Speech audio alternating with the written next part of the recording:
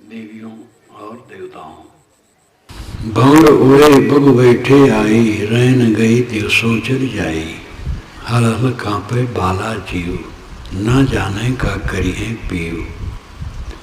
कांचे बासन टिके न पानी, उड़ गए हंस काया कुमिलानी।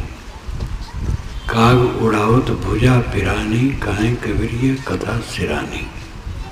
4 पंक्तियों में सदगुरु कबीर ने जीवन की सच्चाई को खोल करके रख दिया है। भंवर उड़े बगु बैठे आए, भंवरे उड़ गए और बकुले आकर के बैठ गए। इसका अर्थ है काले बाल उजले हो गए। भंवरे काले होते हैं और बगुले उजले होते हैं।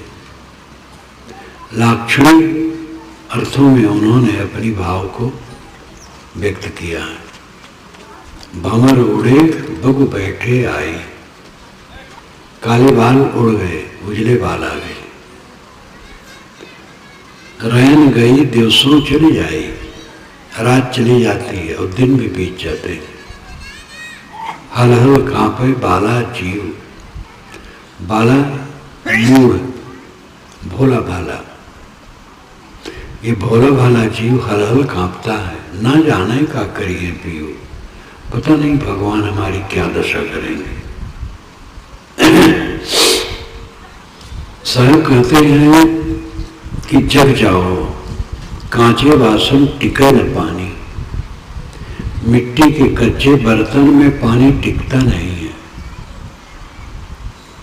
बर्तन गल करके बह जाता है पानी। ये कच्चा शरीर कब तक रख सकते हो। काग उड़ावत भुजा पिरानी, कौवा को उड़ाते उड़ाते तुम्हारे हाथ दुख गए। मन इंद्रियों को विषयों में भटकाते भटकाते थक गए हो। कहें कबीर ये कथा सिरानी। शायद कहते ये कथा ठंडी हो गई जीवन की। इस जीवन में हमें जग जाना चाहिए। जगने का अर्थ है पुराना रास्ता छोड़ देना। आज तक हमने क्या किया है, जो कुछ किया है गड़बड़ किया है। मोह माया में डूबे रहे हैं, विषय वासनाओं में लिपटे रहे हैं, क्रोधवश कलह किए, मोहवश अविवेक में फंसे हैं, लोभवश न मालूम कितना अत्याचार किए हैं, अपने मन को भटकाए हैं, वाणी को अन्यथा किए हैं, आचरण को गड़बड़ किए हैं। अब इसको उलट दो, सही करो। उल्टा का उल्टा सही होता है। हमें रायपुर जाना है, लेकिन हम पूरब जा रहे थे। किसी ने कहा कहाँ जाते हो, मैंने कहा रायपुर। तो रायपुर तो तुम्हारे पीठ पीछे तरफ है। मैं उल्टा चल रहा था, पूरब जा रहा था। अब उल्टा का उल्टा कर दिया, पूरब से पश्चिम मुख कर दिया तो सीधा हो गया। उल्टा का उल्टा सीधा होता है। आज तक हम उल्टे चलते आए, इस उल्टे को उल्टा कर दो, बस सीधा हो जाए। लेकिन ये बात पहले समझ में आए कि हम उल्टा चलते थे। सब समझते हैं हम सीधा चलते हैं, हम ठीक कर रहे हैं। अज्ञानी सुधरता है, ज्ञानी नहीं सुधरता है। ज्ञानी को ज्ञान का मुद होता है, मैं जानता हूं। जो अपने को अज्ञानी मानता है वो सुधर जाता है, ज्ञानी नहीं सुधरता है। सच्चा ज्ञानी तो सुधराया है, लेकिन जो खाली बुद्धि का ज्ञानी है, वाचिक ज्ञानी है, वो अपने ज्ञान से अपने दोषों को ढांकता है। चतुर लोग अपनी चतुराई से अपने दोषों को ढांक करके दोषों को चिल्लाए रखते हैं। सरल लोग अपने दोषों को दोष मान करके उससे बच जाते हैं। कोठी तो है काठ की ठिक ठिक दीनी आग, पंडित जर झोली भया साकट उभरे भाग। काठ की कोठी हो, मकान हो बड़ा लकड़ी का सब, और ढिक ढिक दीनी आग, और जगह जगह उसमें आग सुलगाई हो, तो उसकी क्या दशा होगी। पंडित जल झोली में, पंडित जल करके झोली हो गए, राख हो गए, और साकट उभरे भाग, जो अज्ञानी थे भाग करके बच गए।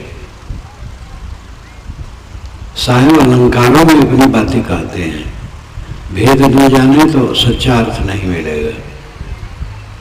ये शरीर काठ की कोठी है और इसमें जगह जगह आग लगी है। आंख, नाक, कान, जीभ, चाम, ये 5 ज्ञानेंद्रियां हैं, पांचों जगह आग लगी है। रूप देख करके मन भटक गया। आज तक जितने रूप देखे हो, क्या स्थिर है? कोई रूप हमारी आंख में घुस नहीं सकता है। बस बाहर देख करके मुंह करके तड़पते रहो और कुछ नहीं होगा।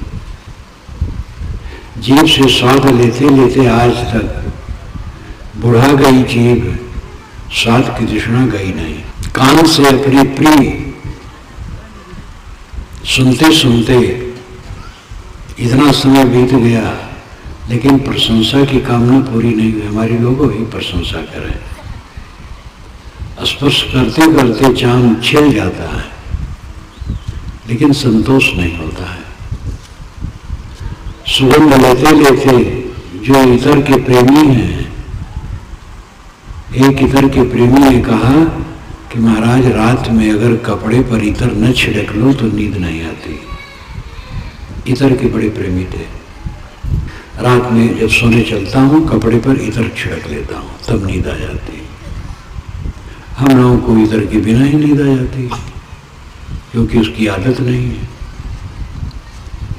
तो ये 5 ज्ञानेंद्रियां शरीर में मुख्य अग्नि उत्पन्न करने वाली हैं, और तमाम अध्यास शरीर के हैं। तो ढिक ढिक दीनी आग, पंडित जर झोली भये, विद्वानों की साग में जल करके राख हो गए। अपनी विद्वता के अहंकार में ही इतराते रहे। पंडित लोग पंडित से अभिप्राय केवल ब्राह्मण से नहीं, विद्वान, कोई भी विद्वान हो और विद्वता तक हो, तो उस विद्वता से वो अपनी दुर्गुणों को ढांकता है। और जो सरल लोग हैं वे समझ जाते हैं और अपने को बदल लेते हैं। सरल बनो, अपने को बदलो। कितना हम जानते हैं इसका महत्व नहीं, कितना करते हैं इसका महत्व है। जो जानते हैं उसको कर ले, तो जो नहीं जानते वो जान जाएंगे। हमें 100 किलोमीटर चलना है और रात अंधियारी है। टार्च हमारे हाथ में है, जिसका प्रकाश कुल 20 फीट तक जाता है। अगर हम सोचें 100 किलोमीटर कैसे चल पाऊंगा, हमारे टार्च का प्रकाश तो कुल 20 फीट जाता है और रास्ता 100 किलोमीटर है, अंधियारी रात है, कैसे पहुंचेंगे। लेकिन थोड़ी समझ जाए तो हम समझ सकते हैं कि टार्च हाथ में रहे, चलते रहें, तो 100 किलोमीटर नहीं, हजारों किलोमीटर प्रकाशित हो जाएगा। क्योंकि प्रकाश रहने से हम जितना बढ़ेंगे प्रकाश भी साथ में बढ़ेगा। अगर आदमी आचरण करने लगे तो ज्ञान अपने आप होता जाता है। आचरण न करें तो बुद्ध से बहुत जान ले तो क्या होगा। आचरण करना यानी जो हम ज्ञान जानते हैं उसका प्रयोग करना। क्रोध नहीं करना चाहिए, सब जानते हैं। क्रोध से बुद्धि भ्रष्ट होती है। न सोचने योग्य बात हम सोचते हैं, न बोलने योग्य बात बोलते हैं, और न करने योग्य काम करते हैं। क्रोध से बुद्धि की लाइफ बुझ जाती है। क्रोध से नुकसान के सिवा किसी का आज तक फायदा नहीं हुआ है, ये बात जानते सब हैं। लेकिन क्रोध को रोकना, क्रोध से अपने आप को बचाना, ये काम कम लोग करते हैं। क्रोध अहंकार के कारण होता है। हमारे अहंकार में ठोकर लगती है, क्रोध बढ़ जाता है। यह हमारी कामना भंग हुई, क्रोध भग पड़ा। अहंकार और कामना जो घटाता है, क्रोध घटता है। अपने अहंकार और कामना को घटाओ, क्रोध घटेगा। एक लागे तो नहीं घटता है, धीरे धीरे घटता है। धीरे धीरे रे मना धीरे सब कुछ होए। माली सींचे 100 घड़ा ऋतुआए फल होए। माली पानी सींचता है फूल के पौधों में, समय आता है फूल लगते हैं। अगर हम अपनी दिशा में चलते हैं तो सफलता पक्की है। भूल भुलैया में न पड़े। अपने क्रोध के दोष को दूर करने का ध्यान रखो। लोभ लालच अंतरात्मा को पतित करता है और बाहर से भी प्रतिष्ठा घटती है। जितने दुर्गुण हैं, उन दुर्गुणों से हमारे अंदर में पतन होता है और बाहर से भी प्रतिष्ठा घटती है। सद्गुण से अंतरात्मा प्रकाशित होती है और बाहर से भी प्रतिष्ठा मिलती है। आत्म प्रतिष्ठा लोक प्रतिष्ठा में कारण है। जो अपनी आत्मा से पवित्र है, लोक प्रतिष्ठा अपने आप होगी। और लोक प्रतिष्ठा की चिंता भक्त या ज्ञानी नहीं करता है। भक्ति में हमें चलना है, ज्ञान में चलना है। लोग क्या कहता है इसकी चिंता नहीं है। ध्रुव प्रहलाद की कहानियां इसीलिए हैं। ध्रुव प्रहलाद की कहानियों में अतिशयोक्तियां हैं। ध्रुव प्रहलाद हुए कि नहीं पता नहीं, हुए तो उनके जीवन में जो कुछ भी लिखा गया वो सब कितना सच है कितना झूठ है इसका पता नहीं। अतिशयोक्तियां तो सब झूठ है, लेकिन जो अतिशयोक्तियां नहीं हैं उनमें भी कितना सच है कितना झूठ है कुछ पता नहीं। लेकिन वो सारी बातें भक्तों और ज्ञानियों के दिल को मजबूत करने के लिए लेखकों ने लिखा है। प्रहलाद को कितना कष्ट आया, लेकिन अपनी भक्ति से वो हटे नहीं और पिता का अनादर उन्होंने नहीं किया। पिता ने उन्होंने नाना कष्ट दिया, लेकिन उनको उनका वो अनादर नहीं किया। शब्द से भी आदर से उसको कहते रहे, पिताजी पिताजी। ध्रुव को कितना कष्ट हुआ, लेकिन वो डिगे नहीं। ये कहानियां भक्तों और ज्ञानियों के दिल को मजबूत करने के लिए है। एक ने एक से पूछा, ये महाकाव्य और पुराण क्यों लिखे गए? 2 महाकाव्य हैं, महाभारत और रामायण, और 18 पुराण हैं, 18 उप पुराण हैं। ये क्यों लिखे गए? उत्तरदाता ने कहा कि रघुवंश, यदुवंश, पुरुवंश, कुरुवंश ये सब आज केवल कहानी है, कागजों में लिखा है और धरती पर इनका कोई चिन्ह नहीं है। ये बताने के लिए लिखा गया कि हम लोगों को क्या गति है। इतने बड़े बड़े वंश जो सैकड़ों और हजारों वर्ष तक राज्य किए, सोने हो गए। तुर्कों ने हमारे ऊपर हमला किया और तुर्क मुगल अनेक वंश, मुस्लिम वंश हमला करते रहे और 700 वर्षों तक भारत पर वो राज्य किए, लेकिन आज उनका कहीं ठिकाना नहीं है। मुगल वंश के कुछ लोग दिल्ली में हैं, वो बेचारे बहुत गरीब हैं। वो बारंबार पुकारते हैं सरकार से कि हम मुगल वंश के लोग हैं, थोड़ा ध्यान दे। कौन ध्यान देता है? बड़ी बड़ी विभूतियां थोड़े देर में शून्य हो जाती हैं। इस दुनिया में किसी का जलवा रोज नहीं रहता है।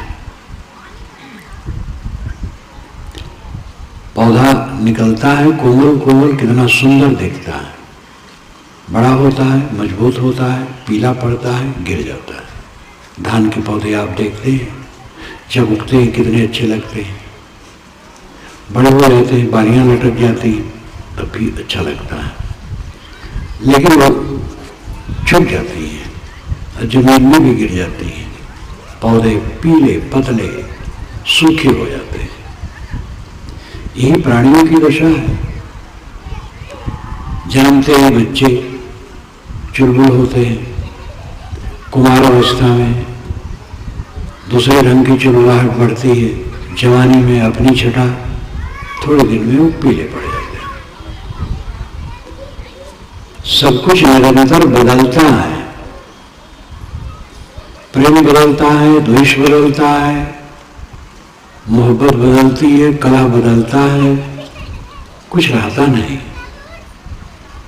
अपने को दाग से बचाना यही सबसे बड़ी समझदारी है। सतत जागरूक रहो, अपने में दाग ना लगने पाए। अगर कोई दाग लग गया है तो उसको छुड़ाओ। ये दाग हमें तकलीफ देगा। दाग क्या है? मन वाणी इंद्रियों के दुष्कर्म। जो हम कर्म करते हैं उसकी छाप हमारे मन पर निरंतर पड़ती है, ऑटोमेटिक। सोचना, बोलना और करना, ये तीन होता है, और तीनों में जहां गड़बड़ी आती है उसके कालिक लग जाते हैं। अच्छाई रहती है तो उसका शुभ संस्कार बनता है। जीवन में सच्ची कमाई यही है, मन को निर्मल करके रहना। बाहर की कमाई का अपना मूल्य है। पैसा आदमी कमाता है, अन्न कमाता है, और अच्छा मकान बना लेता है, गाड़ी घोड़ा खरीद लेता है, अच्छे स्तर से खाता पहनता है। ये कमाई भी अपना महत्व रखती है, लेकिन इस कमाई को बहुत महत्व नहीं देना चाहिए। दूसरे की कीमती कपड़े, भोजन और मकान को देख के ललचाने की जरूरत नहीं है। ये ज्यादा दिखावा है। कड़ी भूख लगने पर भोजन मिल जाए वो अमृत है। भोजन का उतना महत्व नहीं, कड़ी भूख का महत्व है। संवेदनशाली लोगों को कड़ी भूख नहीं लगती है। वो एक रोटी खाते हैं तो 24 घंटा खट्टी डकार आती है, क्योंकि मेहनत कर नहीं पाते हैं। मेहनत से शरीर स्वस्थ होता है। कड़ी भूख का महत्व है। कड़ी भूख में अगर भात नमक भी खाएं तो उसमें बहुत प्रोटीन विटामिन हो जाएगा, और कड़ी भूख न हो तो दूध मलाई खाना तो और रोग बढ़ाना है। भ्रम होता है कितने धनियों को, और ज्ञान नहीं रहता है, पचता नहीं है, टट्टी साफ नहीं होती है, मुंह की गड़बड़ी, पेट की गड़बड़ी, सब गड़बड़ी। तो समझते हैं हम बलवान होने के लिए घी दूध मेवे खाएं, तो घी दूध दही मेवे खाने लगते, वो और खराब हो जाता है। क्योंकि घी दूध दही मेवे गरिष्ठ होते हैं, इनको पचाने के लिए शक्ति चाहिए, और इनको भी कम खाने से लाभ है, ज़्यादा खाने से लाभ नहीं है। और जिनका पेट गड़बड़ है, कमजोरी है, उनको तो इससे बचना चाहिए। उनको तो भात रोटी सब्जी दाल सादी सूदी चीज कुछ खाना चाहिए। तो ये जो खाने पीने की चीजें हैं, कपड़े हैं, वाहन है, घर द्वार है, इसमें जो विषमता है, कमी विशेष है, ये विषमता सब समय रहेगी। ये बराबर नहीं हो सकते हैं, क्योंकि सबके कर्म और प्रारब्ध अलग अलग हैं। और इनसे जीवन में कोई सफलता नहीं है। जीवन की सफलता है मन की पवित्रता। इस बात पर ध्यान देने की जरूरत है। बाहर की चीजें दिखाई देती है, भीतर की वस्तु दिखाई नहीं देती है। दूसरे के कपड़े, दूसरे के मकान, दूसरे के वाहन, दूसरे के बाल बच्चे, दूसरे की प्रतिष्ठा, ये सब दिखाई देती है। लेकिन चित्त की शुद्ध, कोई किसी का चित्त शुद्ध है, शांत आत्मा है, अंदर से तृप्त है, ये दिखाई नहीं देती है। इसलिए इसके लिए होड़ नहीं होती है। बाहरी चीजों के लिए होड़ होती है। बाहरी चीजों के लिए लोग अपराध भी करते हैं। दूसरे गाड़ी, हमारी गाड़ी आ जाए तो दुष्कर्म करके पैसा बटोर करके गाड़ी लाने की चेष्टा करते हैं। दूसरे की देखा देखी में ऐश्वर्य बटोरने के चक्कर में लोग पाप करते हैं। भीतर का जो ऐश्वर्य है, दया, क्षमा, शील, संतोष, विवेक, विचार, वैराग्य, ज्ञान, भक्ति, शांति, ये ऐश्वर्य दिखाई देने वाली चीज नहीं है। ये स्वसंदेह है। इन्हें भीतर अपने ही जाना जा सकता है। इसलिए इसके लिए होड़ नहीं होती है। दुनिया की चीजों के लिए होड़ होती है, आंतरिक स्थिति के लिए होड़ संभव ही नहीं। बुद्धि से जब समझ ले और समझ करके वो काम करने लग जाए तो वो काम होगा। इसलिए समझने की जरूरत है। मनुष्य समझदार है, इसमें विवेक की शक्ति है, ये समझ सकता है। जानवर नहीं समझ सकते हैं। जानवर के पास समस्या भी नहीं है और समाधान की बात नहीं है। भवधारा में तो वही रहे, दुखी तो है ही, कोई देहधारी सुखी नहीं है। मनुष्य समझ सकता है और अपना उद्धार कर सकता है। उद्धार का अर्थ होता है ऊपर उठाना अपने को। अपने को ऊपर उठाना उद्धार कहलाता है। ऊपर उठाने का मतलब क्या है? कोई ऊपरी तल्ला में चला जाना नहीं, या टेबल रख करके उस पर खड़ा हो जाना नहीं, कोई उद्धार नहीं।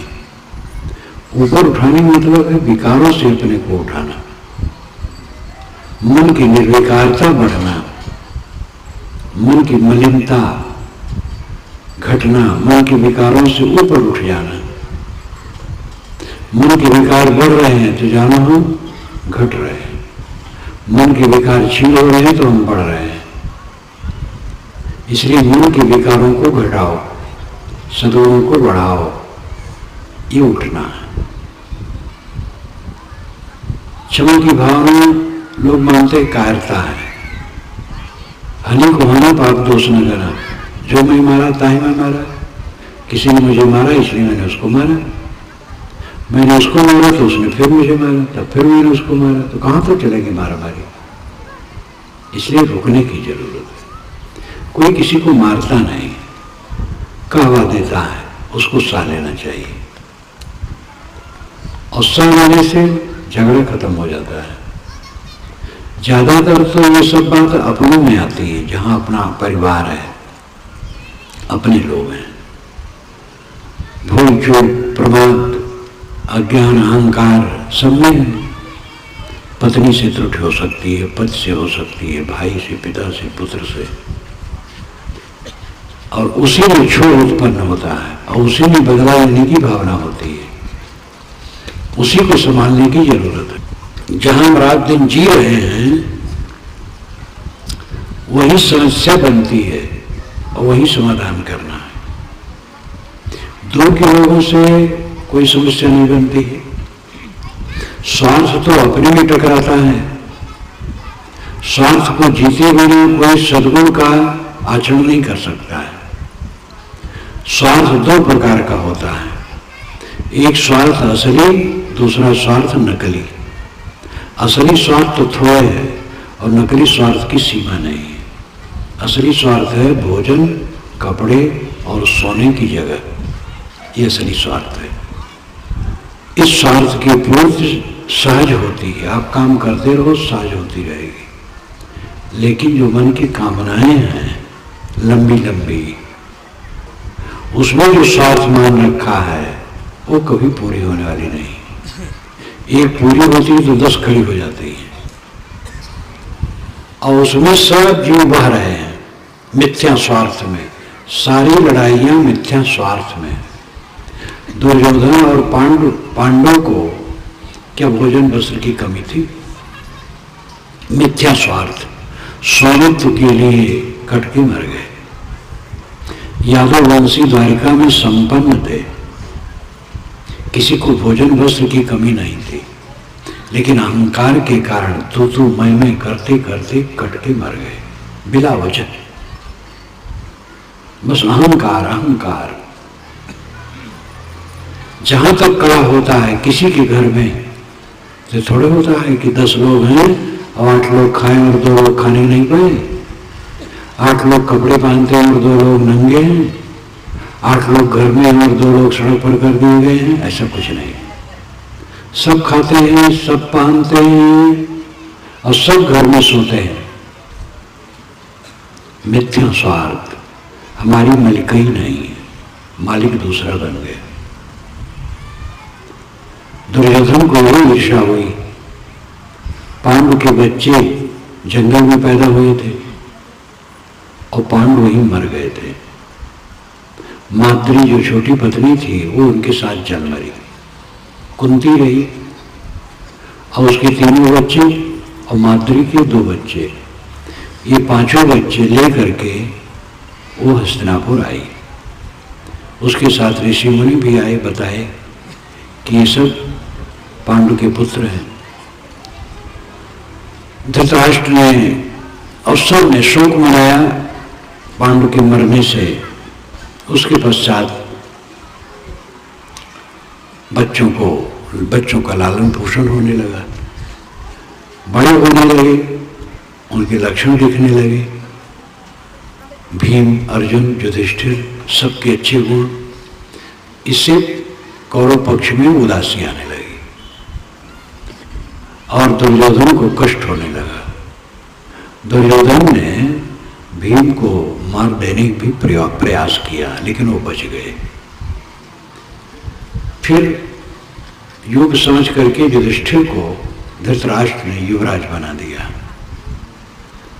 तो उनकी सुकीर्ति फैली, उनकी सुव्यवस्था, उनके भाइयों द्वारा अन्य अन्य देशों पर आक्रमण और विजय। वो जमाना था राजतंत्र का।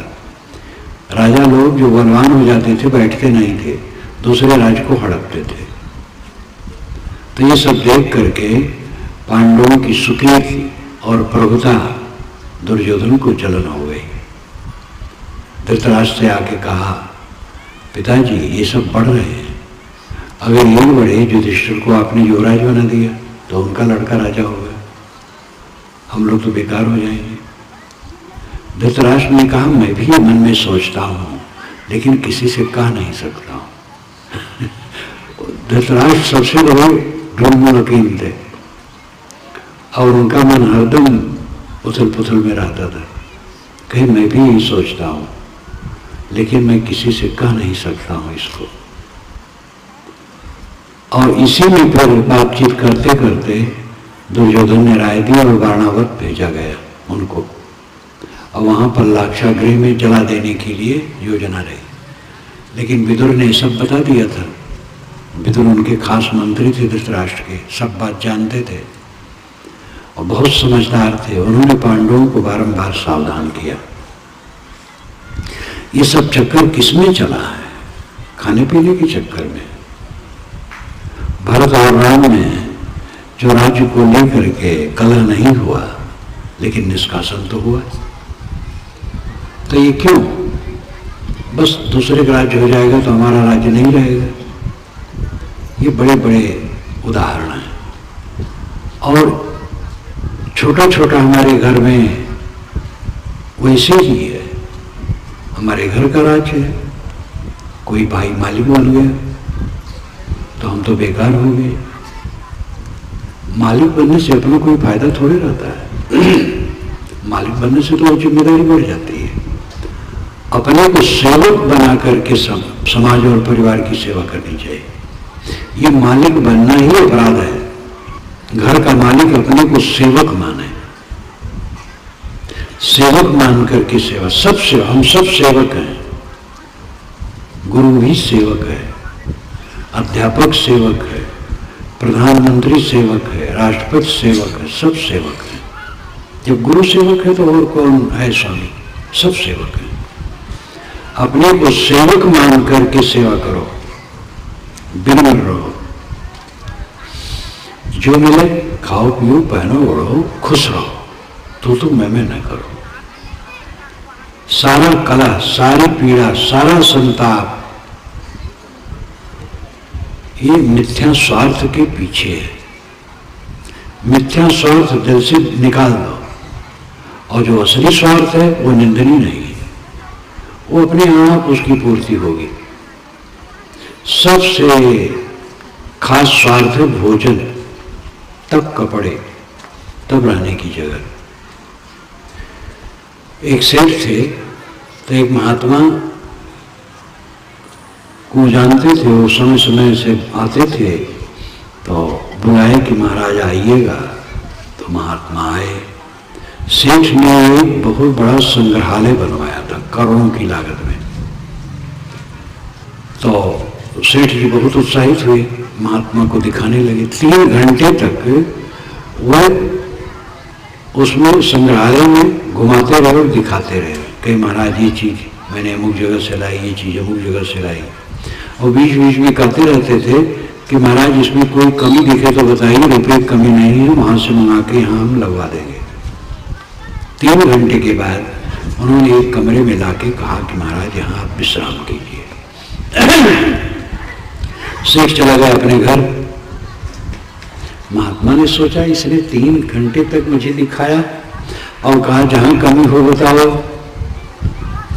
हम उसको ठीक कर देंगे, रुपये की कमी नहीं। लेकिन इसने मुझे 2 रोटी भी नहीं दी। हो सकता है आप घर से भेजे। वो बेचारे लेट गए, रात के 10 बज गए, कुछ नहीं आया। तो समझ गए अब क्या आएगा, पानी वानी पी के सो गए।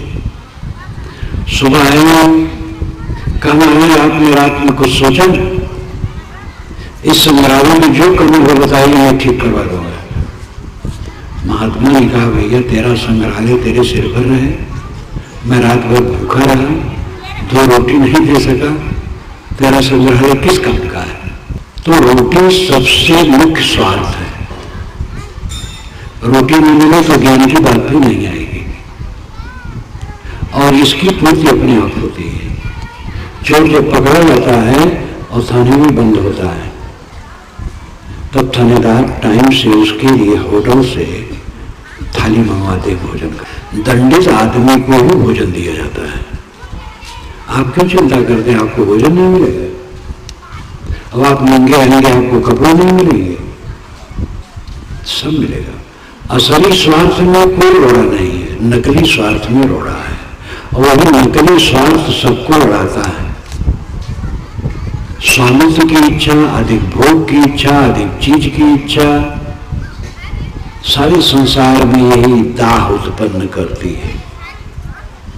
इसलिए मिथ्या स्वार्थ को जीतो और सही स्वार्थ के लिए निश्चिंत रहो, उसकी पूर्ति अपने आप होगी। ये जीवन की ऊंचाई की तरफ चढ़ना है। जो जितना अपने मिथ्या स्वार्थ को जीतता जाता है, उसका हृदय उदार सरल पवित्र होता जाता है, आत्मसंतुष्ट हो जाता है। और जितना आत्मसंतुष्ट होता जाएगा, उतना ही उसका सारा व्यवहार कोमल होता जाएगा। वो तो अंदर अहंकार, स्वार्थ की, मिथ्या स्वार्थ की तृष्णा मनुष्य को द्रोहित करती है और उसमें उपयोगित रहता है। इसलिए ये जो क्षणिक जीवन है, भोर उड़े बग बैठे आई, रहन गई दिवसों चली आई। जवानी चली जाती, बुढ़ापा आ जाता है, रात दिन बीतते रहते हैं। कच्चे बर्तन में मिट्टी के पानी टिकता नहीं। ये शरीर ऐसे ही है, आजकल में गल करके पता नहीं कहाँ जाएगा। और कौवा को उड़ाते उड़ाते अगर दिन बीत गए तो बेकार हो कौवा उड़ाना, इंद्रिय और मन को विषयों में भटकाना, इस जीवन को ऐसे खोए में भक्ति में लगे, ज्ञान में लगे, विवेक में लगे, अपने को शोधें, अपने को सुधारें, जिससे सच्चा सुख मिलेगा। मैं अपनी वाणी को विराम देता हूँ। सद्गुरुदेव की जय।